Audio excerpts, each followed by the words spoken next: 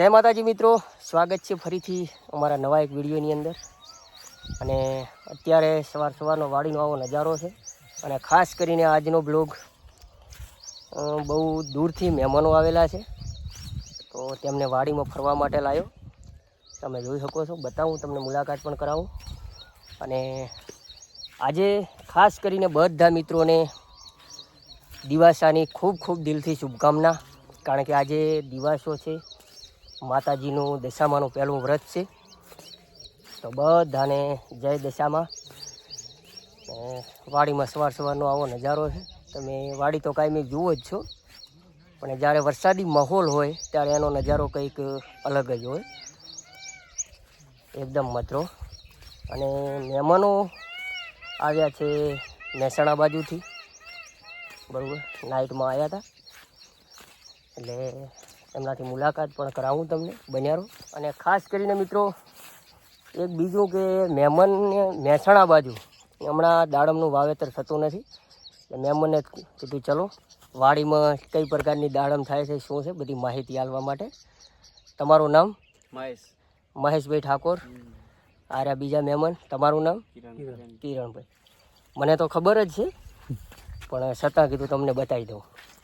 અને મહેસાણા બાજુથી છે, બનાસકાંઠામાં પહેલી વાર મહેમાન ગતિ કરે છે.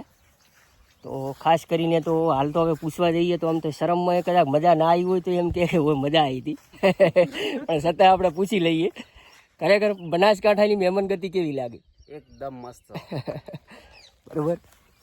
અને મહેમાન ગતિમાં સાહેબ બનાસકાંઠો તો વખાણાય છે, છતાંય આપણાથી જે રીતે હચવાય એ રીતે મહેમાનોને હાચવ્યા છે, તેમને તકલીફ કોઈ પડવા નથી આલી. હા, નાઇટમાં થોડો વરસાદ આવ્યો હતો એટલે થોડોક એવું રહ્યું હતું. વાડીનો સવારનો તમે નજારો જુઓ. અત્યારે અહીંયા બાજુમાં કપાસ છે, એટલું સુંદર મધ્યમ વાતાવરણ છે, બતાવું, જોઈ લો. તો અત્યારે તો વરસાદી માહોલ છે, એટલે શું વાત જ કહેવી, કમાલનો નજારો હોય. મહેમાનો પણ ફરવા આવી ગયા, તેમને પણ કીધું ચલો ત્યારે આપણી વાડી જોઈ લઈએ. અને કે આપણો તો તમને ખબર જ છે, દાડો ઉગે અને બસ આપણી નળી, આ દાડો ઉગીને આપણો ધંધો છે, બરાબર. ફરાટ ઉડાડવાનું અત્યારે ચાલુ જ હતું, પણ થોડી વાર મહેમાનો છે એટલે અત્યારે સ્ટોપ રાખ્યું દવાનું. બાકી વાદળ છાયો હોય, વરસાદ હોય, ગમે તે હોય, આપણું કામ ચાલુ જ રહેવાનું. એટલે આવી વસ્તુ છે, જે ખેતી કરતા હશે એમને ખબર જ હશે. અને ખાસ કરીને વાદળ છાયાના કારણે ફ્લાવરિંગની અંદર પણ ઘણો બધો ફેર પડે છે. તમને કાંઈ બતાવું જ છું, પણ જરૂરથી એમાં કંઈક આપણે સુધારો વધારો કરવાની મહેનત કરશું. તો મહેમાન, અમારી ખેતી કેવી લાગી? એકદમ સરસ, ખૂબ મહેનત કરો છો. બરાબર. તમારી બાજુ આવો દાડમનું એવું વાવેતર થાય? અમારી બાજુ ના થાય. બરાબર. તમારું વતન કેટલે આવ્યું અમારા દર્શકોને જણાવી દો. અમારું વતન આવ્યું મહેસાણા જિલ્લામાં લાગનત લક્ષ્મીપુરા. બરાબર. ત્યાંથી મિત્રો મહેમાનો અહીંયા આવ્યા મુલાકાત માટે, ખૂબ ખૂબ દિલથી એમનો આભાર. હવે અમે તો કદાચ ક્યારે જઈશું એનું કોઈ નક્કી નથી, પણ જઈશું ત્યારે જરૂરથી એમનો એરિયો પણ તમને બતાવશું.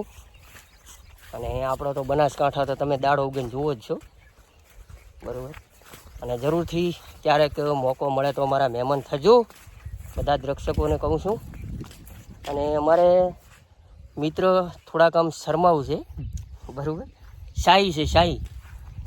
અને આ તો બધું હવે ઓલાના ગોળકે થોડાક અલગ એરિયામાં આવો એટલે થોડું માઇન્ડ જેમ આપણે ડીમ લાઇટથી ગોળો ઓલવાય ને એ રીતે થોડું માઇન્ડ ઓલવાય. એટલે અત્યારમાં તો આમ તો વ્યવસ્થિત ફ્રેશ થઈ ગયા, ને કે નાઇટમાં તો ખરેખર મોઢે ઉતરી ગયા હતા, કારણ કે લાંબી સફર હોય એટલે આ બધું તો રહેવાનું, બરાબર. પણ એમને ખરેખર એવું લાગ્યું નથી અને લાગવા દીધું નથી કે લોકો બહારે ગયા છે, બીજા વિસ્તારમાં છે. કારણ કે સાબરકાંઠાની અંદર અને બનાસકાંઠાની અંદર ભાષામાં પણ ઘણો બધો ડિફરિંગ પડતો હોય છે. પણ છતાં, કારણ કે હું તો એ બાજુ બહુ જ જાઉં છું, એટલે મેચિંગ થઈ જાય એકબીજા, ને કે ભાષામાં ઘણો બધો ડિફરિંગ પડતો હોય છે. બનાસકાંઠામાં શુદ્ધ દેશી બોલવામાં આવે છે, અને સાબરકાંઠામાં થોડું ચીપાયેલી ભાષા બોલવામાં આવે, મહેસાણી ભાષા. એટલે આવું બધું થતું હોય, પણ એમને એકલા લાગે એવું થવા નથી આપ્યું.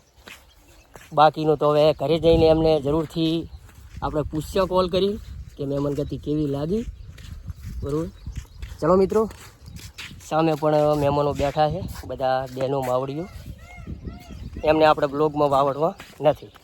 ચલો, જય માતાજી, જય મોગલ, જય શ્રી રામ અને દિવાહાની ખૂબ ખૂબ દિલથી બધાને શુભકામના. આજે માતાજીના વ્રત ચાલુ થઈ ગયા છે, પહેલો દિવસ છે. જય દશામાં જય શ્રી રામ જરૂર લખજો. ચલો, જય માતાજી, જય શ્રી રામ.